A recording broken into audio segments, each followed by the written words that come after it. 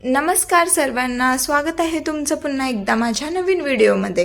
गुढीपाडवा हा सण महाराष्ट्रात तसेच इतर काही राज्यात देखील साजरा केला जातो।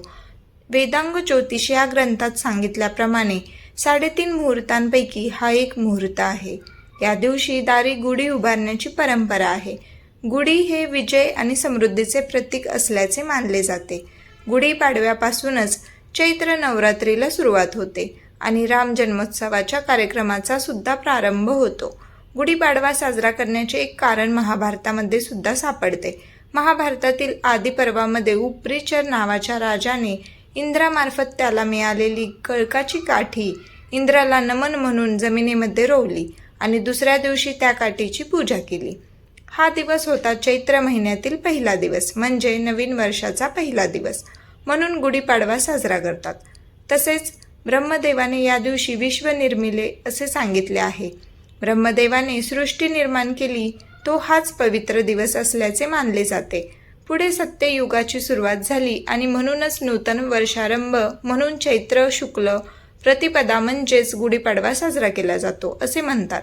एका कथेप्रमाणे भगवान विष्णूंनी मत्स्य रूप धारण करून शंकासुराचा वध केला। त्या मत्स्यरूपी विष्णूंचा जन्म चैत्र शुद्ध प्रतिपदेचा असल्याचे सांगितले जाते। शंकासूर नावाचा सागरापासून उत्पन्न झालेला बलाढ्य राक्षस होता। या राक्षसाने जबरदस्तीने वेद हरण केले व तो सागराच्या तळाशी दडी मारून बसला।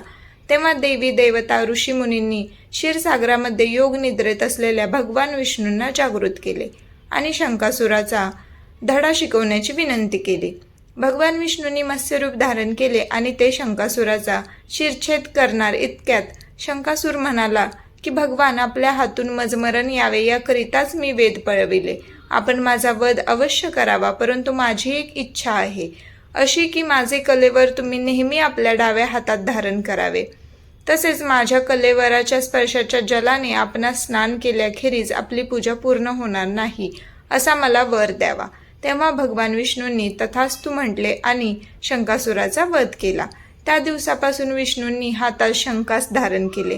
तर शालिवाहन नावाच्या कुंभकराच्या मुलाने शंकाचा पराभव करण्यासाठी 6000 मातीच्या सैनिकांचे पुतळे तयार केले व त्यात प्राण घालून त्यांच्या साह्याने याच दिवशी शकांचा पराभव केला अशी आख्यायिका प्रचलित आहे।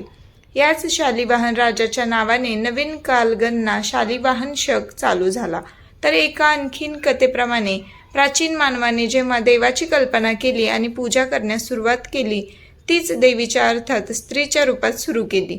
ती स्त्री म्हणजे आदिशक्ती, आदिमाता पार्वती असे मानले जाते। पार्वती आणि शंकराचे लग्न पाडव्या दिवशी ठरले। पाडव्यापासून तयारीला सुरुवात होऊन तृतीयेला लग्न झाले। पाडव्या दिवशी पार्वतीच्या शक्तिरूपाची पूजा करतात। यालाच चैत्र नवरात्र म्हणतात। लग्नानंतर नवमीला योगिनींची अधिपती म्हणून पार्वतीची अभिषेक झाला। पार्वती लग्न झाले की माहेर वाशिनी म्हणून त्या महिनाभर माहेरी राहतात। तेव्हा त्यांचे कौतुक म्हणून चैत्र गौरीचे हळदी कुंकू केले जाते। अक्षय तृतीया या दिवशी देवी सासरी जाते। श्रीराम अयोध्येला परत आले म्हणून हा सण साजरा केला जातो असेही म्हणतात। प्रभू रामचंद्रांनी 14 वर्षे वनवास भोगून लंकाधिपती रावण व राक्षसांचा पराभव करून या दिवशीच अयोध्येत प्रवेश केला। गुढी म्हणजे फक्त ब्रह्मध्वजच नव्हे तर विजय ध्वज देखील आहे।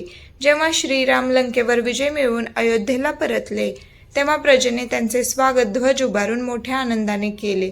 चैत्र शुद्ध प्रतिपदेच्याच दिवशी प्रभू रामांचा 14 वर्षांचा वनवास संपला होता, म्हणून हा आनंदोत्सवाचा दिवस साजरा करतात असे सांगितले जाते। तसेच असेही सांगितले जाते की चैत्र शुद्ध प्रतिपदेला प्रभू रामाने वालीचा वध करून त्याच्या छळातून प्रजेला मुक्त केले। तो हा विजयोत्सवाचा दिवस। घरातून वालीचा असुरी शक्तींचा रामाने दैवी शक्तीने नाश केला याचे गुढी ही सूचक आहे।